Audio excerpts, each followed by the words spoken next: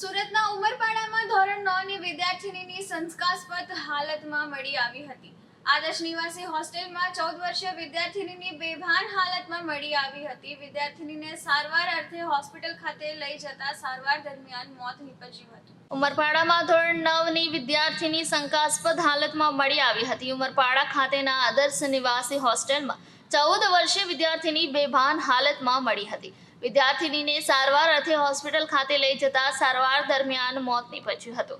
આ અંગે હોસ્ટેલના કર્મચારીએ પરિવારને જાણ કરતા પરિવારજનો હોસ્ટેલે દોડી આવ્યા હતા। હોસ્ટેલ તરફે વિદ્યાર્થીનીને ટોર્ચર કરવામાં આવતું હોવાનું પરિવારે આક્ષેપ કર્યો હતો। પરિવારે પોલીસ સમક્ષ કડક કાર્યવાહીની માંગ કરી હતી, જેથી ઉમરપાડા પોલીસે વિદ્યાર્થીનીનો મૃતદેહ પીએમ અર્થે સિવિલ હોસ્પિટલ મોકલી આગળની કાર્યવાહી હાથ ધરી છે। તમારું નામ શું છે? છોકરીનું શું નામ છે ને શું ઘટના બની? મારું નામ સંગીતા। છોકરીનું શું નામ છે? યશવીબેન અશ્વિનભાઈ। શું થયું? છોકરીને માથું દુખતું હતું, પછી બેવસ પડી ગઈ એમ કરીને કહેતા હતા હોસ્ટેલવાળા। કઈ હોસ્ટેલમાં ભણે છે ને ત્યાં? આદર્શમાં ક્યાં આવ્યું? ઉમરપાડા હા, તો તમને શું જાણ થઈ હોસ્ટેલવાળા? હોસ્ટેલવાળા તમારી છોકરી બેવસ છે ને અહીંયા આવો કરીને બોલાવી અમને। પછી શું કર્યા? પછી અમે દવાખાને લઈ ગયેલા,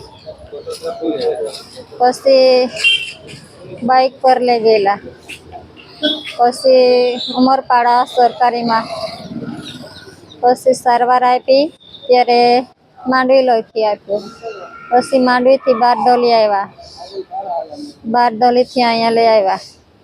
અહીંયા શું કીધું ડૉક્ટરે? 35,000 બારડોલી ભોયરા। શું લાગે છે આમાં હોસ્ટેલવાળા તમને કંઈ કહ્યું છે? શું વાત છે?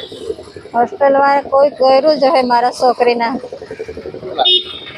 મને તો લાગતું જ હે મારા છોકરીના બહુ ગાહ પોયડા છે, આદોરાન બહુ વાગેલું જેવું છે। મને તેવું લાગે કોઈ માર્યું હોય એવું લાગે। કયા સ્કૂલમાં ભણે છે ને કેટલામાં ભણે છે? 9માં ભણે છે। શું નામ છે સ્કૂલનું? સ્કૂલે આદર્શ ક્યાં આવ્યું? ઉમરપાડા। ત્યાં જ રહેતી હતી? હા, ત્યાં જ રહેતી હતી। તમારે પહેલા કોઈ વાત થઈ હતી છોકરી જેવું કંઈ થયું? એવું કોઈ નહીં, હોળી પર આવ્યા એટલે મૂકી આવ્યા એટલે હમણાં પરીક્ષા પતિનો જ વાત થવાની હતી। હવે શું માનશે તમે? હવે એટલું જ છે મારા પાસે। શું માનશે તમારે? શું વિષય? મારે તો છોકરીને ખર્ચો જોઈએ। તમારું નામ શું છે? છોકરીનું શું નામ છે ને શું ઘટના બની? મારું નામ મંગુભાઈ દિલીપભાઈ વસાવા। છોકરી મારી બેટી જ, હું એમનો કાકો લાગુ। શું થયું હતું ઘટના? એ ભાભી મને જગાડવા આવેલા તે યશવીબેન, યશવીને કંઈ માથું પહેલાં દુખતું હતું એમ કે ત્યાંથી ફોન આવેલા આચાર્ય આપણે હોસ્ટેલમાં। પછી ત્યાંથી અમે ઘરેથી બાઇક લઈને ગયેલા હોસ્ટેલમાં। પછી ત્યાંથી ત્યાં સુધી કાઢતા હતા બહારને અમે ઉચકીને દવાખાને ઉમરપાડા સરકાર હોસ્ટેલમાં ગયા તો શું જોયા તમે? ત્યાંથી બેભાન હાલતમાં હતા પછી ક્યાં લઈ ગયા? ઉમરપાડા દવાખાને સરકારી। પછી આગળ? ત્યાંથી સારવાર બોટલ જાણે મૂક્યો ને ત્યાંથી અગાડી જવું પડે એમ કરીને કીધું, એટલે પછી માંડવી આવ્યા। માંડવી નક્ષત્ર હોસ્પિટલ પ્રાઇવેટ।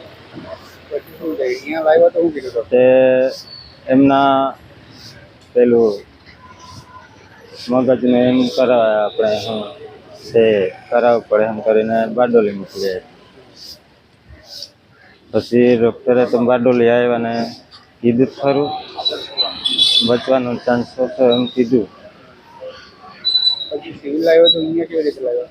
108માં અહીંયા આવ્યો તો શું કીધું ડૉક્ટર?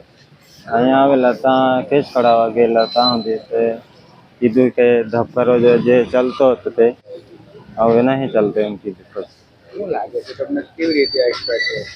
એવું તે લાગતું જ છે હોસ્ટેલમાં જ એવું થયું છે। શું થયું હતું હોસ્ટેલમાં? કાંઈ મારામારી એવું થયું હોય કોણ માર્યું હતું એવું કંઈ? એ તો માહિતી નહીં મળે।